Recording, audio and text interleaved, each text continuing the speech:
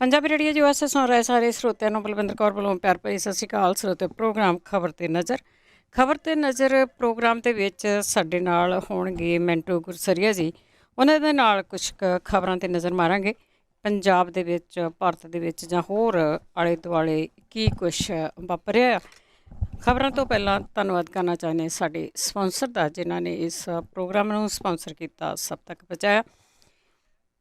Khalsa insurance agency 9082722500 ਇਹਨਾਂ ਦਾ phone number ਹੈ। Krishan Dhanota ji, Yuba city.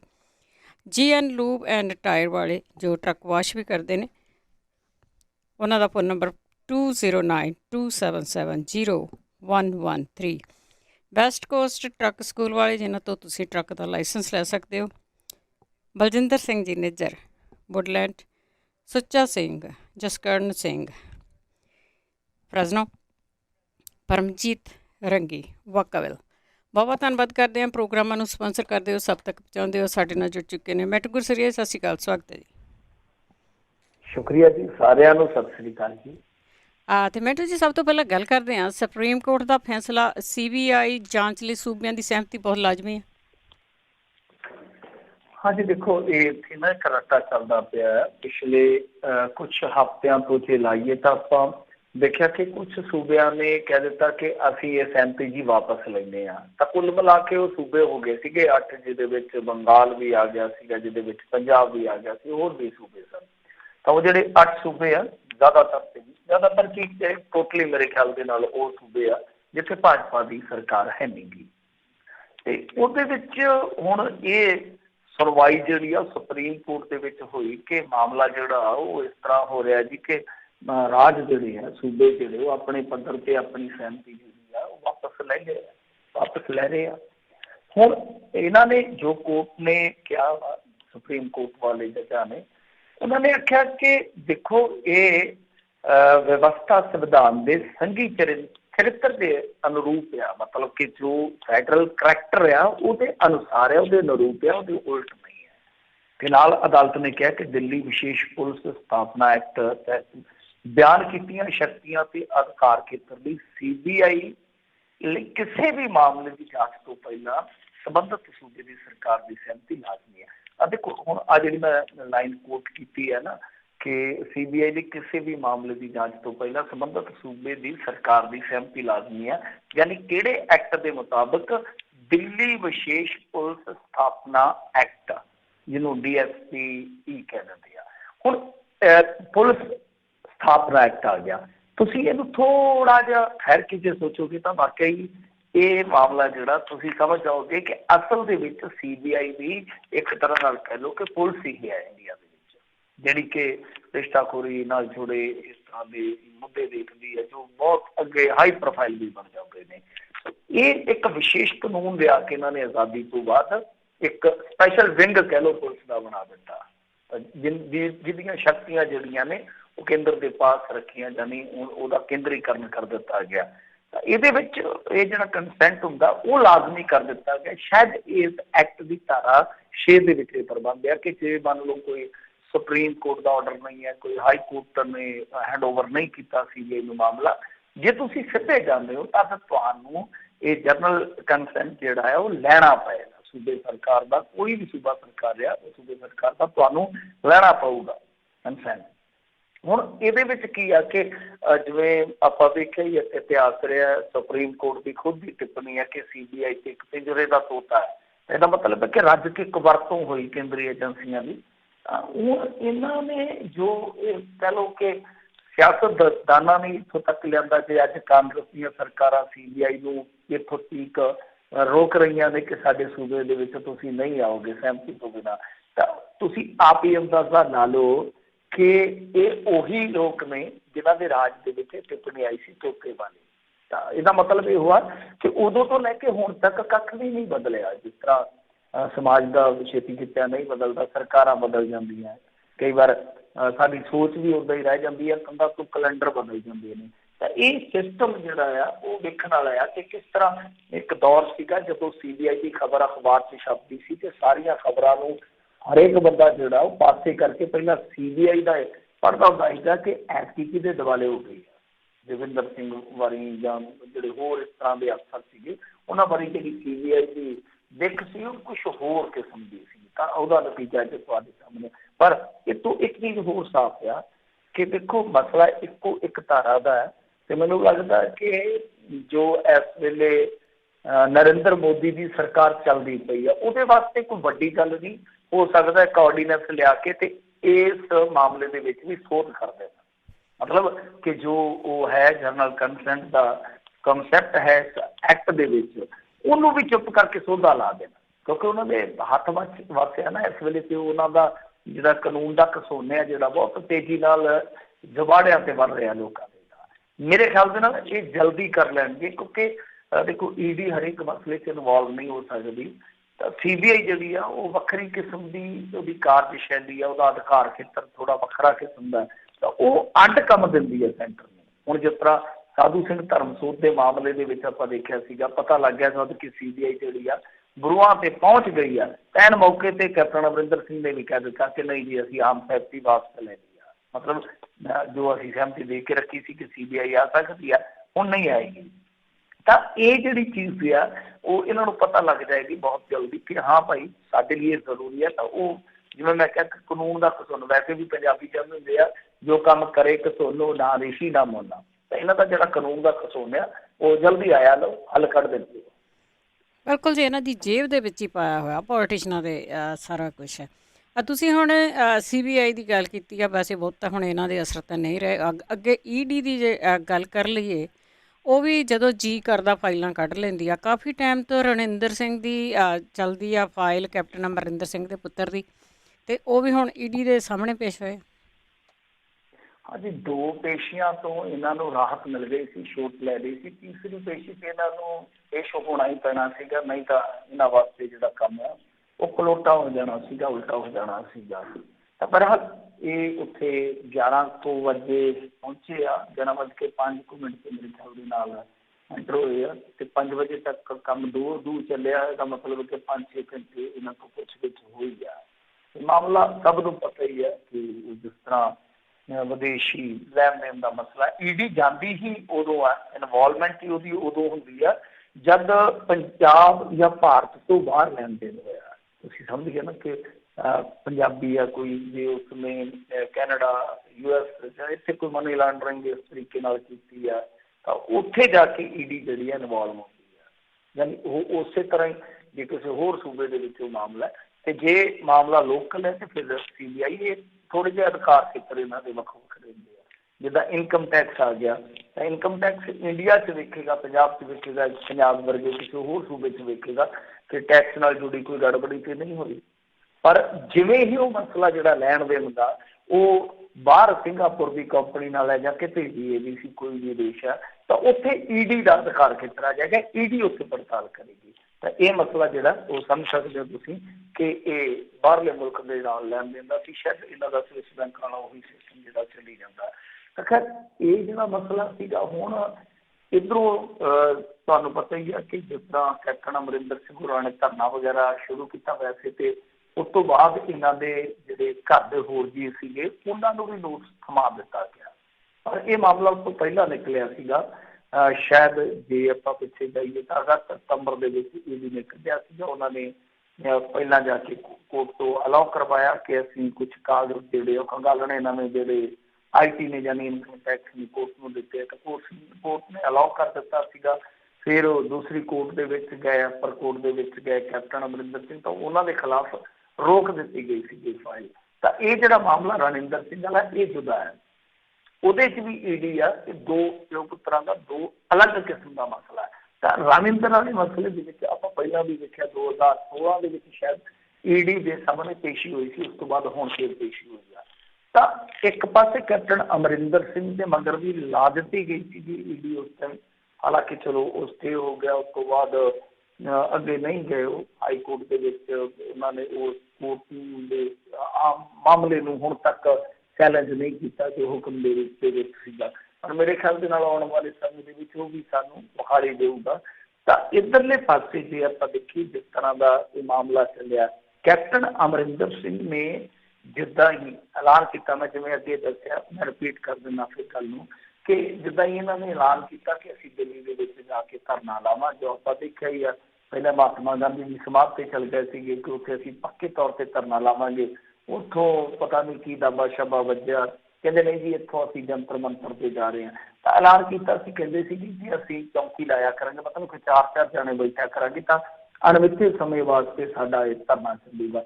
ਪਰ ਜਦੋਂ ਦੁਪਹਿਰ ਜੀ ਪਈ ਤਾਂ ਉਸੇ ਸਮੇਂ ਦਿੱਲੀ ਦੇ ਵਿੱਚ ਖਲੋ ਕੇ ਕੈਪਟਨ ਅਮਰਿੰਦਰ ਸਿੰਘ ਨੇ ਆਖਿਆ ਸੀ, ਮੈਨੂੰ ਹੁਣੇ ਪਤਾ ਲੱਗਿਆ ਕਿ ਮੇਰੀਆਂ ਪੋਤੀਆਂ ਤੱਕ ਨੂੰ ਵੀ ਨੋਟਿਸ ਕਰ ਦਿੱਤੇ ਗਏ ਆ ਕੇਂਦਰੀ ਏਜੰਸੀਆਂ ਵੱਲੋਂ। ਤਾਂ ਤੁਸੀਂ ਇੱਕ ਚੀਜ਼ ਨੋਟ ਕਰੋ ਕਿ ਉਸ ਤੋਂ ਬਾਅਦ ਕੈਪਟਨ ਅਮਰਿੰਦਰ ਸਿੰਘ ਦਾ ਰੁਖ ਹੀ ਬਦਲ ਗਿਆ। ਉਹ ਜਿਹੜੀ ਕਹਿੰਦੇ ਸੀ ਚੌਂਕੀ ਬਿਠਾ ਲਿਆ ਕਰਾਂਗੇ, 4-4 MLA ਅਸੀਂ ਧਰਨਿਆਂ ਤੇ ਬਿਠਾਇਆ ਕਰਾਂਗੇ, ਉਹਦੇ ਨਾਲ ਦੀ ਨਾਲ ਹੀ ਕੰਮ ਜਿਹੜਾ ਪਲਟ ਗਿਆ, ਕਿਸੇ ਨੂੰ ਯਾਦ ਵੀ ਨਹੀਂ ਰਿਹਾ ਹੋਣਾ ਸ਼ਾਇਦ। ਤਾਂ ਉਸ ਤੋਂ ਬਾਅਦ ਜੇ ਕੈਪਟਨ ਅਮਰਿੰਦਰ ਸਿੰਘ ਦੇ ਤੁਸੀਂ ਬਿਆਨ ਦੇਖੋਗੇ, ਉਹ ਬੜੇ ਅਜੀਬੋ ਗਰੀਬ ਸੀਗੇ। ਜਦੋਂ ਇਹਨਾਂ ਨੇ ਪਹਿਲੀ ਮੀਟਿੰਗ ਉੱਤੇ ਉੱਥੇ ਜਾਣਾ ਸੀਗਾ ਤਾਂ ਉਦੋਂ ਵੀ ਕਹਿੰਦੇ ਕਿ ਬਹੁਤ ਵਧੀਆ ਜੀ ਗੱਲਬਾਤ ਕਰੋ। ਫਿਰ ਇਹਨਾਂ ਨੇ ਇਹ ਵੀ ਕਹਿਣਾ ਸ਼ੁਰੂ ਕਰ ਦਿੱਤਾ ਕਿ ਤੁਹਾਨੂੰ ਜਾਣਾ ਚਾਹੀਦਾ ਬਰੋਬਰ ਹੀ, ਮਤਲਬ ਕਿ ਆ ਥੋੜ੍ਹੇ ਦਿਨ ਪਹਿਲਾਂ ਜਦੋਂ ਇਹਨਾਂ ਦੀ ਮੀਟਿੰਗ ਸੀਗੀ ਮੇਰੇ ਖਿਆਲ ਦੇ ਨਾਲ ਕੱਲ ਜਾਂ ਪਰਸੋਂ ਮੀਟਿੰਗ ਸੀ, ਕੱਲ ਮੀਟਿੰਗ ਸੀ, ਤਾਂ ਉਸ ਤੋਂ ਪਹਿਲਾਂ ਹੀ ਕੈਪਟਨ ਅਮਰਿੰਦਰ ਸਿੰਘ ਨੇ ਕਹਿਣਾ ਸ਼ੁਰੂ ਕਰ ਦਿੱਤਾ ਸੀਗਾ ਕਿ ਤੁਹਾਨੂੰ ਰੇਲ ਗੱਡੀਆਂ ਦੀ ਆਵਾਜਾਈ ਵਾਸਤੇ ਇਜਾਜ਼ਤ ਦੇ ਦੇਣੀ ਚਾਹੀਦੀ ਆ।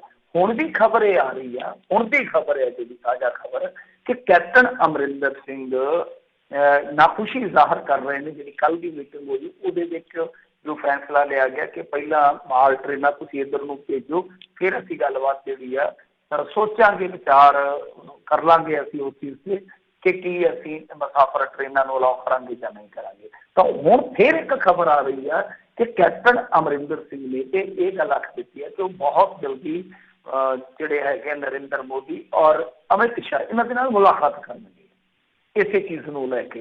ਤਾਂ ਉਹ ਲਗਾਤਾਰ ਮਤਲਬ ਕਿ ਜਿੱਦਾਂ ਕੱਲ ਫੈਸਲਾ ਹੋਇਆ ਕਿਸਾਨ ਯੂਨੀਅਨਾਂ ਨੇ ਆਖਿਆ ਕਿ ਨਹੀਂ ਪਹਿਲਾਂ ਤੁਸੀਂ ਮਾਲ ਟ੍ਰੇਨ ਭੇਜੋ ਤੇ ਫਿਰ ਅਸੀਂ ਸੋਚਾਂਗੇ। ਵੈਸੇ ਤਾਂ ਉਹਨਾਂ ਦਾ ਸਿਗਨਲ ਇਹੋ ਹੀ ਆ ਕਿ ਬਸ ਅੜੀ ਤੋੜਨੀ ਆ, ਹੋਰ ਕੁਛ ਨਹੀਂ, ਲੱਸੀ ਪੀਣ ਦਾ ਸ਼ੌਕ ਨਹੀਂ, ਬਸ ਅੜੀ ਵਾਲੀ ਗੱਲ ਆ।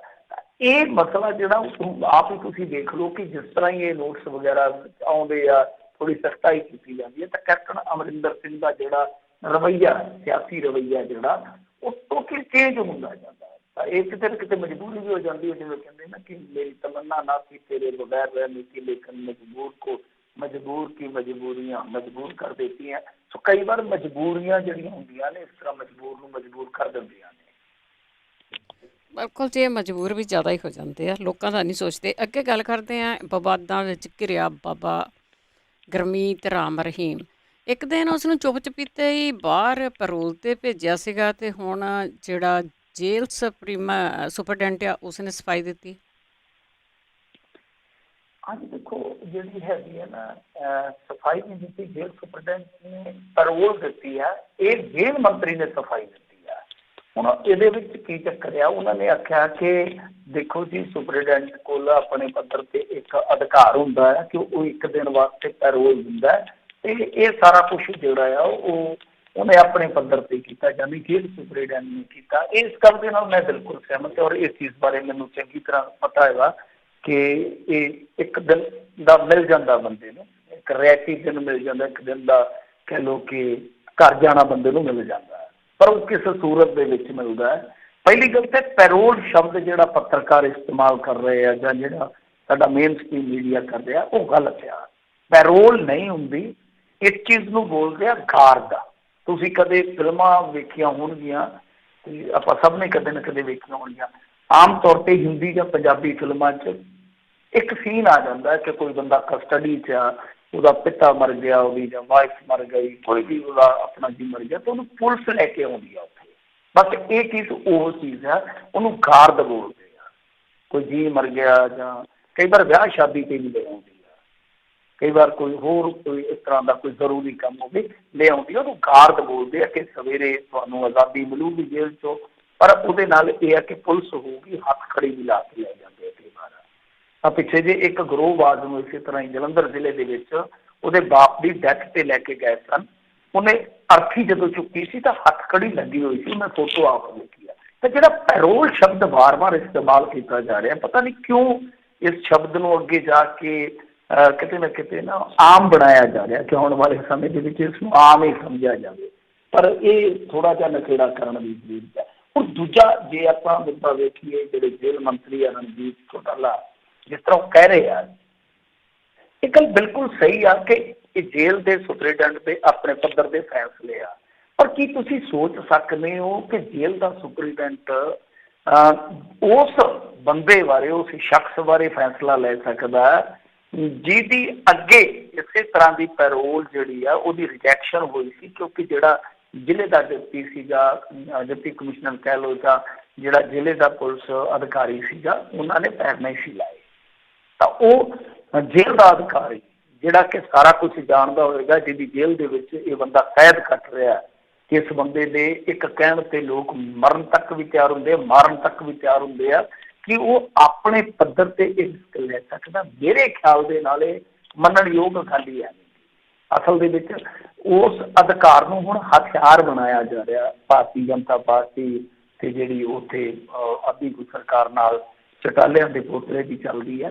ਸੋ ਇਹ ਇੱਕ ਤਰ੍ਹਾਂ ਨਾਲ ਕਹਿ ਲਓ ਹਥਿਆਰ ਬਣਾਇਆ ਜਾ ਰਿਹਾ। ਅਸਲ ਦੇ ਵਿੱਚ ਸਾਰਾ ਕੁਛ ਕੀਤਾ ਗਿਆ ਉਦੋਂ ਬਰੋਦਾ ਸੀਟ ਦਾ ਇਲੈਕਸ਼ਨ ਸੀਗਾ, ਉਸ ਸੀਟ ਦੇ ਇਲੈਕਸ਼ਨ ਨੂੰ ਪ੍ਰਭਾਵਿਤ ਕਰਨ ਵਾਸਤੇ ਜਾਂ ਨਾਲ ਇੱਕ ਸਮਾਨਾਂਤਰ ਉਸ ਵੇਲੇ ਕਿਸਾਨ ਅੰਦੋਲਨ ਵੀ ਚੱਲ ਰਿਹਾ ਸੀਗਾ, ਕਿਉਂਕਿ ਕਿਸਾਨ ਅੰਦੋਲਨ ਹੁਣ ਹਰਿਆਣੇ ਦੇ ਵਿੱਚ ਮੱਠਾ ਪੈ ਗਿਆ, ਔਰ ਉਹਦਾ ਧੁਰਾ ਜਿਹੜਾ ਸੀਗਾ ਉਹ ਇਸ ਇਲਾਕੇ ਦੇ ਵਿੱਚ ਸੀਗਾ ਜਿੱਥੇ ਇਸ ਗੁਰਮੀਤ ਇਨਸਾਨ ਦਾ ਕਾਫੀ ਦਬਦਬਾ ਸੀਗਾ।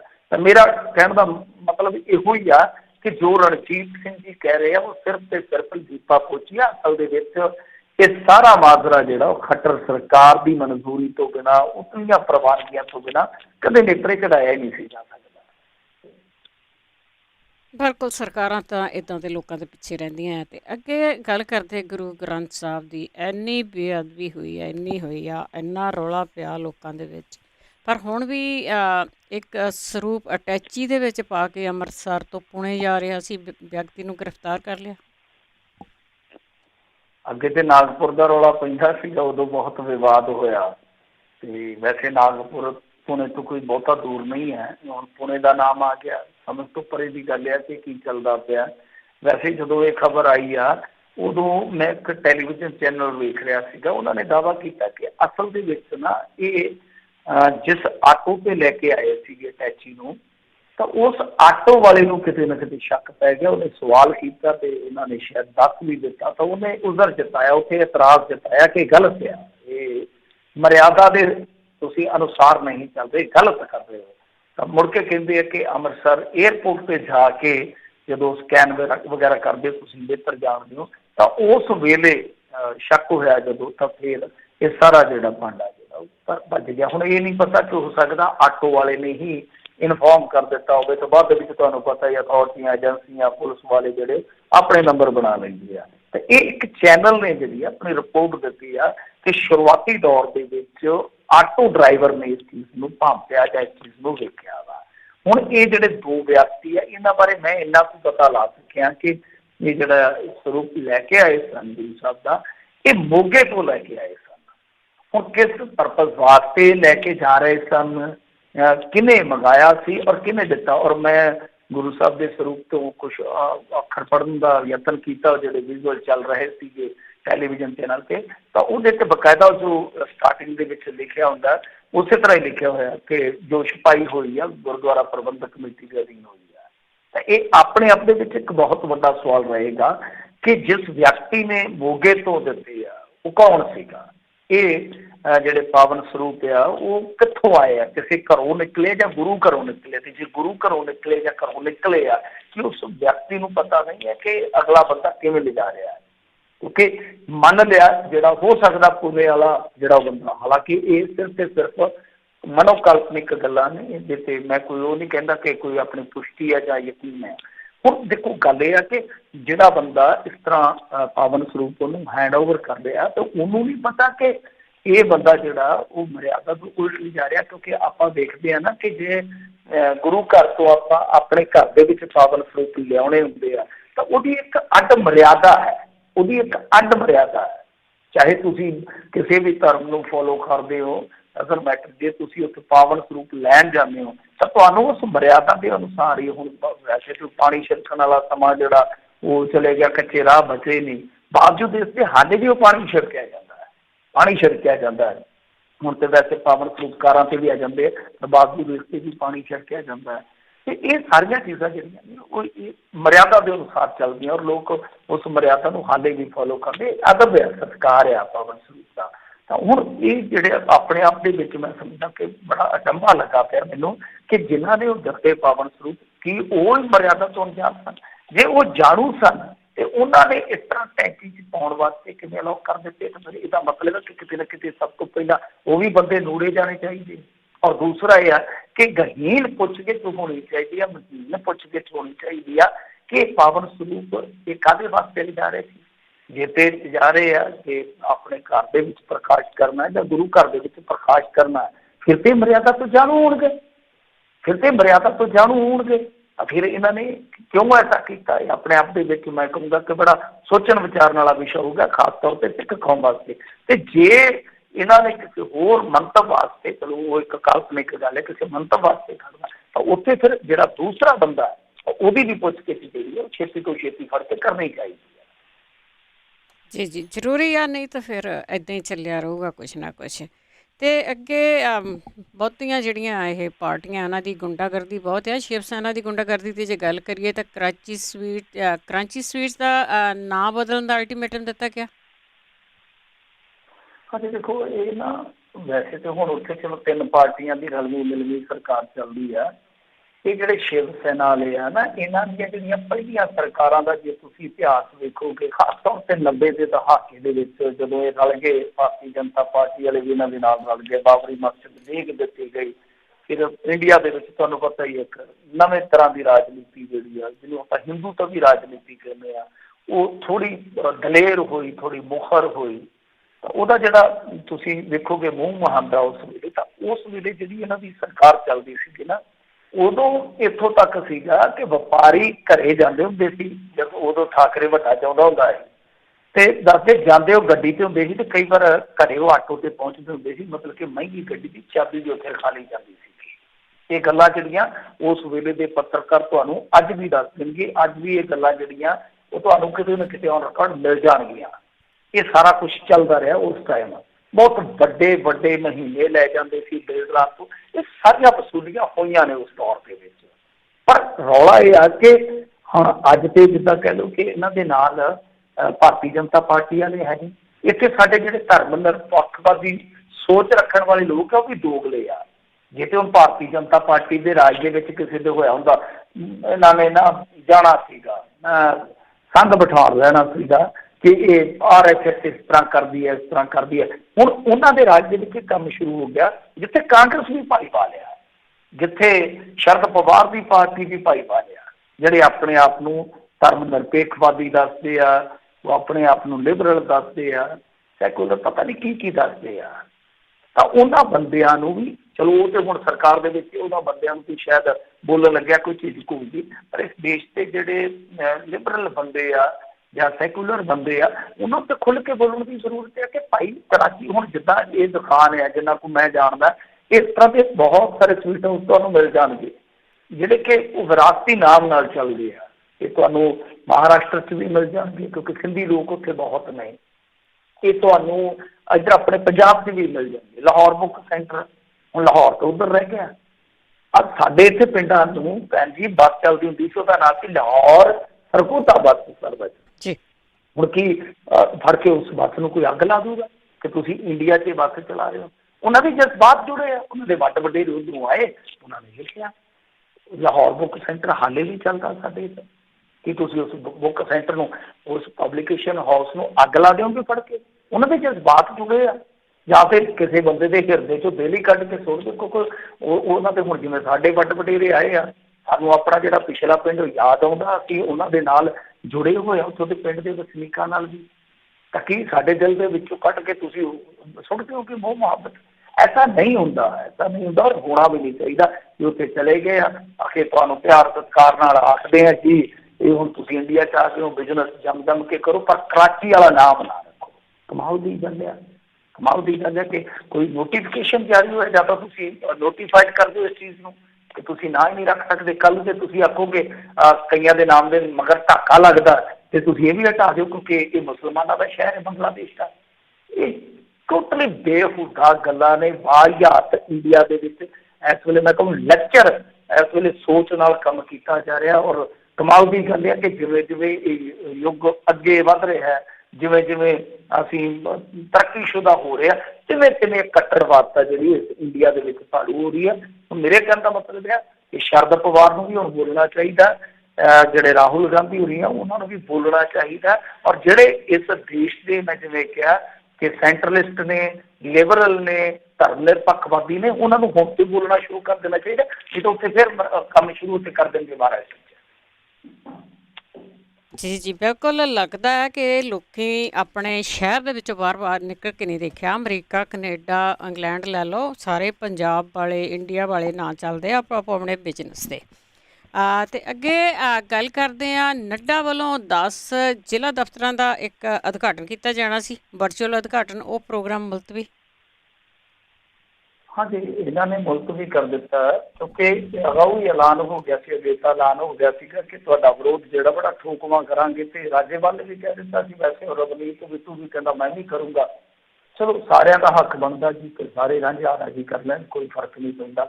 ਪਰ ਇਹ ਪਤਾ ਨਹੀਂ ਹੁਣ ਕਿਸ ਕਾਰਨ ਕਰਕੇ ਮੁਲਤਵੀ ਕਰ ਗਏ ਆ। ਵੈਸੇ ਅੱਜ ਨਾ ਬਠਿੰਡੇ ਇੱਥੇ ਮਿੱਤਲ ਮਾਲ ਹੈਗਾ ਥਰਮਲ, ਜਿਹੜਾ ਕਿ ਹੁਣ ਡਿੱਗਿਆ ਜਾਣਾ, ਥੋੜ੍ਹੇ ਸਮੇਂ ਬਾਅਦ ਉਹਦਾ ਨਾਮੋ ਨਿਸ਼ਾਨ ਮਿਟਾ ਦੇਣਗੇ। ਤਾਂ ਉੱਥੋਂ ਥੋੜ੍ਹੀ ਦੂਰ ਨਾ ਮਿੱਤਲ ਮਾਲ ਆ, ਤੇ ਨਾਲ ਹੀ ਉੱਥੇ ਦੱਸਦੇ ਆ ਕਿ ਇਹਨਾਂ ਨੇ ਦਫ਼ਤਰ ਖੋਲ੍ਹਣਾ ਸੀ ਜਿਹਦਾ ਵਰਚੁਅਲ ਉਦਘਾਟਨ ਹੋਣਾ ਸੀਗਾ। ਉਹ ਦਫ਼ਤਰ ਖੁੱਲਿਆ ਕਿ ਨਹੀਂ ਖੁੱਲਿਆ ਪਤਾ ਨਹੀਂ, ਪਰ ਕਿਸਾਨ ਉੱਥੇ ਪਹਿਲਾਂ ਹੀ ਦਰੀ ਸੁੱਟ ਕੇ ਬਹਿ ਗਏ, ਕਹਿੰਦੇ ਕਿ ਖੋਲ ਲਓ ਵਰਚੁਅਲ, ਤੇ ਤੁਸੀਂ ਚੱਲ ਕਰਵਾ ਲਓਗੇ ਉਦਘਾਟਨ, ਕੋਈ ਗੱਲ ਨਹੀਂ। ਵਰਚੁਅਲ ਦਾ ਮਤਲਬ ਤੇ ਇਹੋ ਹੀ ਨਾ, ਆਨਲਾਈਨ ਸਾਰਾ ਕੁਛ ਕਰ ਲਓਗੇ। ਤੇ ਬੰਦੇ ਦੇ ਵਿੱਚ ਦਫ਼ਤਰ ਦੇ ਆਫਲਾਈਨ ਹੀ ਜਾਣੇ ਆ ਨਾ, ਕੋਈ ਗੱਲ ਨਹੀਂ ਅਸੀਂ ਆ ਬੈਠੇ ਹਾਂ। ਤੇ ਉਹਨਾਂ ਦਾ ਦਫ਼ਤਰ ਜਾਨੀ ਪਹਿਲਾਂ ਹੀ ਖੇਡ ਲਿਆ ਕਿਸਾਨਾਂ ਨੇ। ਐਸਾ ਮੈਨੂੰ ਲੱਗਦਾ ਕਿ ਇਹਨਾਂ ਨੂੰ ਲੱਗਿਆ ਹੋਊਗਾ ਕਿ ਵਰਚੁਅਲ ਉਦਘਾਟਨ ਵਾਸਤੇ ਵੀ ਸਾਨੂੰ ਬੰਦੇ ਤੇ ਗਾਂਹ ਵਿਖਾਉਣੇ ਪੈਣਗੇ ਨੱਡਾ ਨੂੰ, ਜਿਹੜਾ ਕਿ ਕੌਮੀ ਪ੍ਰਧਾਨ ਆ। ਬਠਿੰਡੇ ਦੇ ਵਿੱਚ ਅੱਗੇ ਇਸ ਤਰ੍ਹਾਂ ਹੋਇਆ ਕਿ ਪਿੱਛੇ ਜੇ ਆਏ ਸੀ ਇਹਨਾਂ ਦੇ ਮੰਤਰੀ, ਕੁਛ ਦੱਸਣਾ ਕਿ ਪੰਜਾਬੀਆਂ ਨੂੰ ਅਸੀਂ ਦੱਸ ਕੇ ਆਉਣੇ ਆ ਕਿ ਇਹਨਾਂ ਬਿੱਲਾਂ ਦੇ ਵਿੱਚ ਕੀ ਖੂਬਸੂਰਤੀ ਆ, ਕੀ ਇਹਨਾਂ ਨੂੰ ਸੁਰਖੀ ਬਿੰਦੀ ਲੱਗੀ ਆ, ਦੱਸਾਂਗੇ। ਤੇ ਉੱਥੇ ਬਠਿੰਡੇ ਦੇ ਵਿੱਚ ਇਹਨਾਂ ਨੂੰ ਬੰਦੇ ਨਹੀਂ ਸੀ ਲੱਭੇ ਜਿਹੜੇ ਗਾਂਹ ਬਿਠਾਉਣੇ ਸੀਗੇ। ਤੇ ਇਹ ਕਹਿੰਦੇ ਆ ਕਿ ਬੰਦੇ ਜਿਹੜੇ ਹੈਗੇ ਸੀ ਵੈਸੇ ਵੈਸੇ ਉਹਨਾਂ ਨੂੰ ਲਲਚਾਲ ਕੇ ਅੱਗੇ ਲੈ ਕੇ ਆਏ ਆ। ਤਾਂ ਇਸ ਤਰ੍ਹਾਂ ਵੀ ਹੋਇਆ। ਉਹ ਕਹਿਣ ਦਾ ਭਾਵ ਇਹ ਹੋਆ ਕਿ ਇਹਨਾਂ ਨੂੰ ਪਤਾ ਲੱਗ ਗਿਆ, ਸ਼ਾਇਦ ਹੁਣ ਹੋ ਸਕਦਾ ਕਾਰਨ ਕੋਈ ਹੋਰ ਵੀ ਰਿਹਾ ਹੋਵੇ, ਪਰ ਵਿਰੋਧ ਕਿਤੇ ਨਾ ਕਿਤੇ ਇਹਨਾਂ ਦਾ ਜ਼ਬਰਦਸਤ ਹੋਣਾ ਸੀਗਾ। ਉਹ ਕਿਸਾਨ ਜਥੇਬੰਦੀਆਂ ਨੇ ਵੀ ਕਹਿ ਦਿੱਤਾ, ਉਹ ਕੁਝ ਸਿਆਸੀ ਤਨਜ਼ੀਮਾਂ ਨੇ ਵੀ ਕਹਿ ਦਿੱਤਾ। ਤੇ ਵੈਸੇ ਵੀ ਜੇ ਤੁਸੀਂ ਦੇਖੋਗੇ ਕੋਈ ਵੀ ਨਾ ਕਵੇ, ਤੇ ਜਿੱਥੇ ਪਤਾ ਲੱਗੂਗਾ ਕਿ ਭਾਰਤੀ ਜਨਤਾ ਪਾਰਟੀ ਦੇ ਲੋਕ ਇਕੱਠੇ ਹੋ ਰਹੇ ਆ, ਉਹਨਾਂ ਵੱਡੇ ਸ਼ਹਿਰਾਂ ਦੇ ਵਿੱਚ ਖਾਸ ਤੌਰ 'ਤੇ ਜਿੱਥੇ ਕਿਸਾਨ ਸੰਘਰਸ਼ ਨਾਲ ਚੱਲ ਰਹੇ, ਉੱਥੇ ਆਪਣੇ ਆਪ ਹੀ ਵਿਰੋਧ ਜਿਹੜਾ ਹੋ ਜਾਂਦਾ ਹੈ ਜੀ। ਜੀ, ਤੇ ਅਖੀਰ ਦੇ ਵਿੱਚ ਗੱਲ ਕਰਦੇ ਹਾਂ, ਸਿੱਖ ਕੈਦੀ ਭਾਈ ਦਇਆ ਸਿੰਘ ਲਾਹੌਰੀਆ ਨੂੰ ਮਿਲੀ 1 ਮਹੀਨੇ ਦੀ ਪੈਰੋਲ, ਘਰ ਪਹੁੰਚ ਗਏ।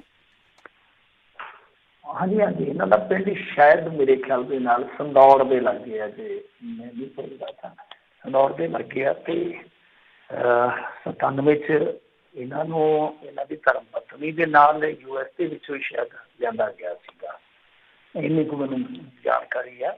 ਖੈਰ ਬਹੁਤਾ ਮੈਨੂੰ ਇਹਨਾਂ ਦੇ ਕੇਸ ਬਾਰੇ ਨਹੀਂ ਪਤਾ। ਤੇ ਇਹਨਾਂ ਨੂੰ 25 ਸਾਲ ਬਾਅਦ ਪੈਰੋਲ ਮਿਲੀ ਆ, ਇੱਕ ਬਹੁਤ ਵੱਡੀ ਗੱਲ ਆ। ਦੇਖੋ ਬੜੀ ਮੈਂ ਕਹੂੰਗਾ ਕਿ ਸਾਡੇ ਇੱਥੇ ਇੱਕ ਤਰਾਸਦਿਕ ਕਿਸਮ ਦੀ ਸੋਚ ਆ, ਉਹ ਇਹ ਆ ਕਿ ਅਸੀਂ ਮਜ਼ਹਬਾਂ ਦੇ ਵਿੱਚ ਵੰਡੇ ਲੋਕ, ਅਸੀਂ ਜਾਤਾਂ ਫਿਰਕਿਆਂ ਦੇ ਵਿੱਚ ਵੰਡੇ ਲੋਕ, ਇਹਨਾਂ ਚੀਜ਼ਾਂ ਮਤਲਬ ਕਦੇ ਪਰਤ ਕੇ ਦੇਖਦੇ ਨਹੀਂ ਆ। ਚਾਹੇ ਉਹ ਕੋਈ ਕਸ਼ਮੀਰੀ ਹੋਵੇ, ਚਾਹੇ ਕੋਈ ਇਸ ਤਰ੍ਹਾਂ ਸਿੱਖ ਹੋਵੇ, ਸਾਨੂੰ ਸੋਚਣਾ ਚਾਹੀਦਾ, ਵਿਚਾਰਨਾ ਚਾਹੀਦਾ। 25 ਸਾਲ ਸੋਚ ਕੇ ਵੇਖੋ, ਤਦ ਇਹਨਾਂ ਦਾ ਜਿਹੜਾ ਬੱਚਾ ਮੇਰੇ ਖਿਆਲ ਦੇ ਨਾਲ ਉਦੋਂ 5-6 ਸਾਲ ਦਾ ਸੀਗਾ, ਅੱਜ ਉਹ ਵਿਆਹਿਆ ਗਿਆ ਹੋਊਗਾ, ਗਾਂ ਉਹਦੇ ਬੱਚੇ ਵੀ ਹੋਣਗੇ। ਤਾਂ ਦੇਖੋ ਕਿੰਨੀ ਤਰਾਸਦੀ ਆ। ਠੀਕ ਆ, ਬੰਦਾ ਕਦੇ ਗਲਤੀ ਵੀ ਕਰ ਲੈਂਦਾ ਜਦੋਂ ਇਹੋ ਜਿਹੀ ਜਜ਼ਬਾਤੀ ਸੋਚ ਹੋ ਜਾਂਦੀ ਆ, ਤੁਹਾਡੀ ਕੌਮ ਦੀ ਕਿਤੇ ਲੜਾਈ ਛਿੜ ਪੈਂਦੀ ਆ, ਤੁਹਾਡੇ ਖਿੱਤੇ ਦੇ ਨਾਲ ਕੋਈ ਵਿਤਕਰਾ ਹੁੰਦਾ, ਤਾਂ ਇੱਕ ਵਹਿਣ ਹੁੰਦਾ ਉਹਦੇ ਵਿੱਚ, ਚਾਹੇ ਕੋਈ ਹਿੰਦੂ ਹੈ, ਚਾਹੇ ਕੋਈ ਸਿੱਖ ਆ, ਚਾਹੇ ਕੋਈ ਮੁਸਲਮਾਨ, ਕੋਈ ਵੀ ਬਹਿ ਸਕਦਾ। ਉਹ ਵਹਿਣ ਹੀ ਐਸਾ ਹੁੰਦਾ। ਕੋਈ ਸੰਘਰਸ਼ ਜਿਹੜੇ ਉਹ ਫਿਰ ਹਥਿਆਰਬੰਦ ਵੀ ਹੋ ਜਾਂਦੇ। ਮੈਂ ਕਹਿੰਦਾ ਚਾਹੇ ਕੋਈ ਨਕਸਲੀ ਲਹਿਰ ਦਾ ਸੀ, ਚਾਹੇ ਕੋਈ ਕਸ਼ਮੀਰੀ ਹੈ, ਜੋ ਮਰਜ਼ੀ ਆ, ਜੇ ਅੱਜ 25 ਸਾਲ 20 ਸਾਲ ਕੈਦ ਕੱਟ ਚੁੱਕਾ, ਤਾਂ ਤੁਹਾਨੂੰ ਦੇਖਣਾ ਚਾਹੀਦਾ ਕਿ ਉਹ ਬੰਦਾ ਜੇ ਇਸ ਡੈਮੋਕ੍ਰੈਟਿਕ ਦੇਸ਼ ਦੇ ਵਿੱਚ, ਜਿਹਨੂੰ ਤੁਸੀਂ ਕਹਿੰਦੇ ਹੋ ਕਿ ਡੈਮੋਕ੍ਰੈਟਿਕ ਦੇਸ਼ ਹੈ, ਜੇ ਉਹ ਡੈਮੋਕ੍ਰੇਸੀ ਨੂੰ ਮੰਨਦਾ ਹੋਇਆ ਤੁਹਾਡੇ ਵਿਧੀ ਵਿਧਾਨ ਦੇ ਮੁਤਾਬਕ ਰਹਿਣਾ ਚਾਹੁੰਦਾ, ਅਗਲਾ ਆਪਣਾ ਜੀਵਨ ਬਿਤਾਉਣਾ ਚਾਹੁੰਦਾ ਬਿਰਧ ਅਵਸਥਾ ਦੇ ਵਿੱਚ, ਜੋ ਸੰਵਿਧਾਨ ਉਹਨੂੰ ਰਾਈਟ ਦੇਊਗਾ ਉਹਦੇ ਮੁਤਾਬਕ ਉਹ ਆਪਣੇ ਪ੍ਰੋਟੈਸਟ ਕਰੂਗਾ, ਆਪਣੀ ਮੰਗ ਰੱਖੂਗਾ। ਜੇ ਉਹ ਸਹਿਮਤੀ ਦਿੰਦਾ ਤਾਂ ਘੱਟੋ ਘੱਟ ਹੁਣ ਇਹਨਾਂ ਕੇਸਾਂ ਦਾ ਨਿਪਟਾਰਾ ਕਰਨਾ ਚਾਹੀਦਾ। ਇੱਥੇ ਮਜ਼ਹਬ ਨਹੀਂ ਦੇਖਣਾ ਚਾਹੀਦਾ। ਕੁਝ ਲੋਕ ਮਜ਼ਹਬ ਦੇਖਦੇ ਆ, ਮੈਂ ਕਹਿੰਦਾ ਕੋਈ ਵੀ ਇਸ ਤਰ੍ਹਾਂ ਦਾ ਕੈਦੀ ਆ ਤਾਂ ਉਹ ਇੱਕ ਤਰ੍ਹਾਂ ਨਾਲ ਰਾਜਸੀ ਕੈਦੀ ਮੰਨ ਲਿਆ ਜਾਣਾ ਚਾਹੀਦਾ ਕਿ ਹਾਂ ਭਾਈ ਇੰਨੀ ਕੈਦ ਕੱਟ ਲਈ ਹੈ ਬੰਦੇ ਨੇ, ਹੁਣ ਰਾਜਸੀ ਕੈਦੀ ਆ, ਤਾਂ ਉਹਦੇ ਨਾਲ ਵਿਹਾਰ ਉਸ ਤਰੀਕੇ ਦਾ ਕਰਨਾ ਚਾਹੀਦਾ। ਕਿਉਂਕਿ ਸੋਚ ਜਿਹੜੀ ਆ ਨਾ ਸਾਡੀ ਉਹ ਪਲ ਦਰ ਪਲ ਬਦਲਦੀ ਜਾਂਦੀ ਆ। ਇੱਕ ਮੌਕੇ ਤੇ ਆਪਾਂ ਹਿੰਸਾ ਬਾਰੇ ਸੋਚਦੇ ਹਾਂ ਕਿ ਅਸੀਂ ਹਥਿਆਰ ਚੁੱਕ ਕੇ ਲੜਾਈ ਲੜੀਏ, ਪਰ ਇੱਕ ਮੌਕੇ ਤੇ ਜਾ ਕੇ ਉਮਰ ਤੁਹਾਨੂੰ ਇਹ ਸਿਖਾਉਂਦੀ ਹੈ ਕਿ ਨਹੀਂ, ਵਿਚਾਰ ਦੇ ਨਾਲ ਅਸੀਂ ਆਪਣੀ ਲੜਾਈ ਜਿਹੜੀ ਆ ਉਹ ਸ਼ਾਨਦਾਰ ਢੰਗ ਨਾਲ ਲੜ ਸਕਦੇ ਹਾਂ। ਤਾਂ ਉਸ ਸੋਚ ਨੂੰ ਲੈ ਕੇ ਚੱਲਦੇ ਰਹਿਣਾ, ਦੋਨਾਂ 'ਚ ਬਹੁਤ ਵੱਡਾ ਫਰਕ ਹੈ। ਮੇਰੇ ਕਹਿਣ ਦਾ ਇਹੀ ਮਤਲਬ ਹੈ ਕਿ ਇੱਕ ਤੇ ਦੁਬਾਰਾ ਇਸ ਦੇਸ਼ ਨੂੰ ਜੇ ਕਿਤੇ ਚੰਗੀ ਸਰਕਾਰ ਮਿਲੇ, ਰਿਵਿਊ ਕਰਨਾ ਚਾਹੀਦਾ ਇਹਨਾਂ ਚੀਜ਼ਾਂ ਬਾਰੇ ਕਿ ਇਹ ਸਾਰੀਆਂ ਚੀਜ਼ਾਂ ਜਿਹੜੇ ਇਸ ਤਰ੍ਹਾਂ ਦੇ ਹਥਿਆਰਬੰਦ ਸੰਘਰਸ਼ ਚੱਲੇ ਉਹਨਾਂ ਦੇ ਪਿੱਛੇ ਕਾਰਨ ਕੀ ਰਹੇ ਆ, ਫਿਰ ਉਹਨਾਂ ਦੇ ਵਿੱਚੋਂ ਕਿੰਨਾ ਲੋਕਾਂ ਨੇ ਕਮਾਈਆਂ ਕੀਤੀਆਂ, ਕਿੰਨਾ ਲੋਕਾਂ ਨੇ ਤਬਾਹੀਆਂ ਕੀਤੀਆਂ, ਉਹ ਦੇਖਣਾ ਚਾਹੀਦਾ ਤੁਹਾਨੂੰ, ਤਾਂ ਕਿ ਅੱਗੇ ਤੋਂ ਉਹ ਚੀਜ਼ਾਂ ਨਾ ਵਰਤ ਸਕਣ, ਨਾ ਦੁਹਰਾਈਆਂ ਜਾ ਸਕਣ।